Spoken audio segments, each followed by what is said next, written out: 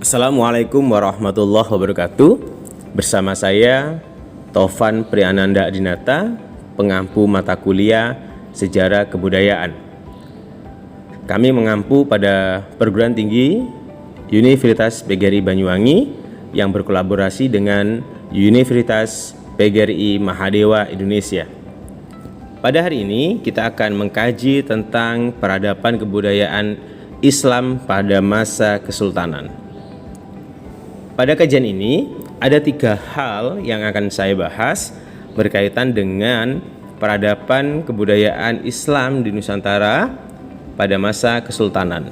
Yang pertama adalah perkembangan agama Islam dan kebudayaan di Nusantara. Yang kedua adalah perkembangan Islam di Indonesia atau Nusantara pada daerah Jawa. Yang ketiga, interaksi budaya Islam di Indonesia. Yang pertama akan kita bahas yaitu tentang perkembangan agama dan kebudayaan Islam di Nusantara dari awal masuknya Islam di Nusantara. Dalam beberapa iterasi banyak teori-teori tentang masuknya Islam di Nusantara. Pada saat ini saya membagi ada 3 teori di dalam pendekatan masuknya Islam di Nusantara. Yang pertama adalah teori Gujarat. Teori Gujarat ini dikuatkan oleh pendapatnya Pineapple, atau kita menjelaskannya dengan teori Leiden. Pendapat ini ada di dalam buku Snog Hur Gonje.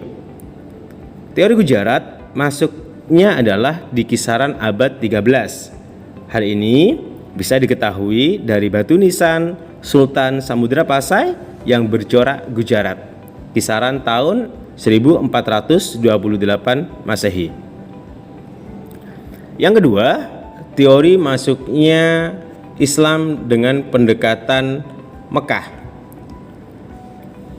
Teori ini dikuatkan oleh Buya Hamka dan disampaikan saat Disnatalis PTIN 8 di Yogyakarta.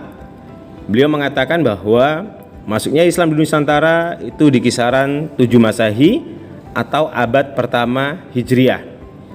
Bukti ini ada di dalam pemukiman Islam di Baros. Dan ini dikuatkan oleh pendapat Arnold dalam bukunya Norison 1951, itu di kisaran pada dinasti Umayyah, yaitu penyebarannya dari Timur Tengah, Afrika, dan Spanyol. Yang ketiga, dalam pendekatan teori masuknya Islam di Nusantara, yaitu dalam pendekatan Persia. Dalam pendekatan Persia, ini disampaikan oleh Husain Jajadiningrat kisaran pada abad 13 dan juga oleh Morgan 1963 dalam bukunya bahwa bubur suro sama dengan perayaan 10 Muharram yang ada di daerah Persia, yaitu Iran, yaitu memperingati tentang belasungkawanya Hasan dan Husain. Ritual inilah yang ada saat itu di daerah Bengkulu, Sumatera Barat. Kajian kita yang kedua yaitu perkembangan Islam di tanah Jawa. Masuknya Islam di tanah Jawa ataupun di Nusantara salah satunya adalah masuk dengan cara damai dan dengan sambutan yang sangat baik. Dengan budaya, dalam pendekatan budaya, dalam pendekatan sebuah kearifan lokal, salah satunya dengan wayang dan gamelan. Ini diperkenalkan dengan para ulama-ulama saat itu dan kita mengenalnya yang bernama Wali Songo yang ada di tanah Jawa. Ada 9 wali yang bisa kita lihat dan kita tahu bersama Wali Songo bukan hanya sebatas ulama, tetapi ini adalah sebuah lembaga yang serupa dengan MUI yang bisa berkumpulnya para ulama-ulama untuk mengkaji penyebaran dakwah di Nusantara. Sebab 9 Wali Songo ini tidak hidup pada masanya karena ada berkaitan dengan keturunannya dan juga pada murid-muridnya. Maka yang pertama kita mengenal dengan Sunan Gresik atau Maulana Malik Ibrahim yang meninggal 1419 Masehi. Yang kedua, Gunung Jati yang terkenal dengan Syarif Hidayatullah Yang ketiga, Sunan Ampel yang kita mengenalnya dengan Raden Rahmat yang di kisaran 1443 Masehi, putra dari Syekh Maulana Malik Ibrahim. Selanjutnya, Sunan Giri, kita bisa menyebutnya Raden Paku dengan nama asli Maulana Ainul Yakin.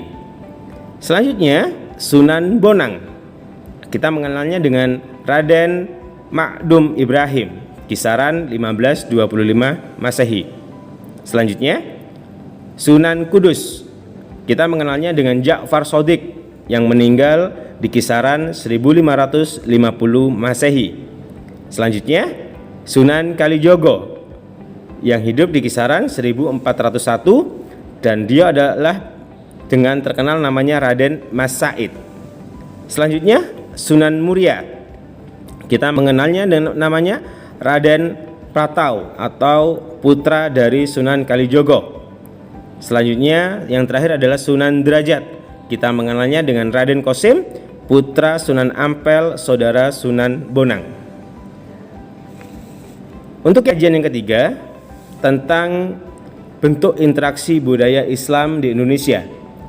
Bentuk interaksi budaya Islam di Indonesia, saya membagi ada beberapa pendekatan, yaitu dari pendekatan geografis, pendekatan ekonomi, dan pendekatan budaya, juga pendekatan pendidikan.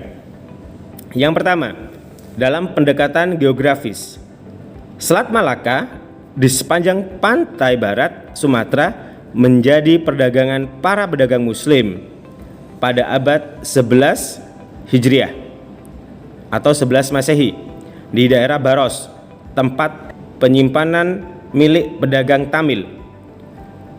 Masuk Sumatera dengan cara damai penyebaran Islamnya, dengan perkawinan penduduk setempat, lama-lama bercorak Islam kesultanan yang ada di Samudra Pasai. Rute perdagangan di dalam melakukan penyebaran Islam melalui Selat Malaka di sepanjang Malaka juga bisa lewat Tiongkok, berdampak adanya kontak langsung dengan pantai utara Jawa. Hal ini disebabkan pesisiran lebih tenang daripada pesisir selatan. Proses Islamisasi di Jawa sudah lebih awal bisa dilihat dari angka-angka tahun pada makam-makam di Sumatera dan di Jawa, dan juga di Kalimantan pada abad 18. Sultan Syarif Abdurrahman, seorang bangsawan Arab di daerah Pontianak, Kalimantan Tengah, Kota Waringin, seorang ulama bernama Ki Gede, dan mendirikan masjid.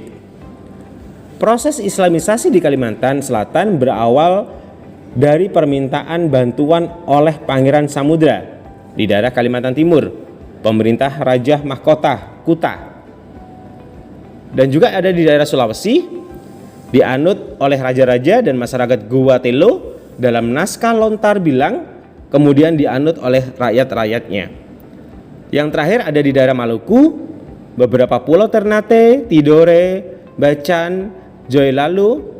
Pada abad 8 ada 4 mubalek dari Irak di wilayah tersebut. Pada abad 2 Hijriah atau 8 Masehi dengan julukan Syekh Buron, ada 4 ulama Irak yang masuk di daerah Maluku. Kita mengenalnya yang dinamakan Syekh Manar, Syekh Yakub, Syekh Amin, dan Syekh Page Abdurrahman. Itulah dari pendekatan geografis. Yang kedua, dalam pendekatan ekonomi. Pada awal masuknya Islam, banyak ditemukan aktivitas perdagangan di Indonesia. Perdagangan di laut pada abad 7 sampai 16 Masehi. Ini dibuktikan di dalam perdagangan yang dilakukan oleh Kesultanan Samudra Pasai.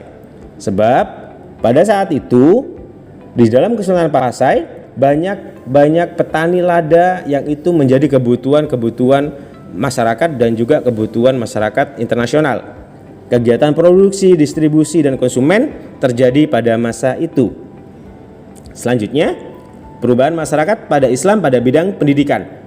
Pada saat masa pendidikan dalam masa kesultanan, banyak pendidikan-pendidikan itu dilakukan dalam bentuk pesantren dalam belajar Islamnya. Metodenya yang digunakan adalah metode sarogan atau sorogan yang kita mengenalnya dalam tradisi pesantren. Selanjutnya, dari pendekatan geografis sudah, dalam pendekatan ekonomi sudah, pendekatan pendidikan sudah, maka yang terakhir menjadi pendekatan kebudayaan Indonesia yang dipengaruhi oleh corak-corak Islam. Maka kita akan melihat pada seni bangunan dalam masyarakat kita saat itu adalah banyak masjid-masjid yang dibangun yang bercorakan Timur Tengah, keraton, istana-istana raja, banyak mengadopsi dari sebuah karikatur ataupun desain-desain dari Timur Tengah, makam-makam gabungan dari kebudayaan Islam dan kebudayaan setempat. Yang kedua, dari pendekatan dari seni bangunan ada juga dari sastra Indonesia. Sastra ini menjadi sebuah pelajaran bersama sehingga menjadi bukti bahwa kebudayaan kita berkolaborasi dengan kebudayaan Islam. Kita melihat ada yang dinamakan suluk, babat, kitab-kitab budi pekerti, hikayat peninggalan sejarah-sejarah Islam. Kita lihat dari keduanya, dari pertunjukan, tari saman, seni aksara, Arab Melayu, dan seni kaligrafi merupakan adalah bentuk seni yang ada di Nusantara hari ini, yang itu adalah bentuk akulturasi budaya setempat dan budaya Islam. Dan tidak lupa yaitu adalah mulai tersusunnya dan penggunaannya kalender Hijriah pada keraton-keraton, pada masyarakat-masyarakat sekitar kita. Akulturasi budaya, masyarakat lokal, dan juga peradaban Islam menjadikan penyebaran Islam, menjadikan agama Islam bisa dikenal seluas di Nusantara.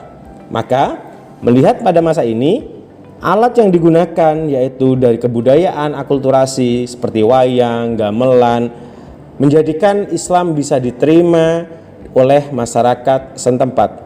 Hal ini juga dipengaruhi oleh keyakinan masyarakat melihat kemudahan-kemudahan di dalam menyelesaikan masalah di dalam beragamanya. Bersama saya, Taufan Adinata, menjadikan kita bangsa Indonesia yang mampu tetap menjunjung tinggi nilai-nilai kebudayaan kita yang bisa kita gunakan di dalam mencapai Indonesia Emas tahun 2024. Thank you dari saya. Assalamualaikum warahmatullahi wabarakatuh.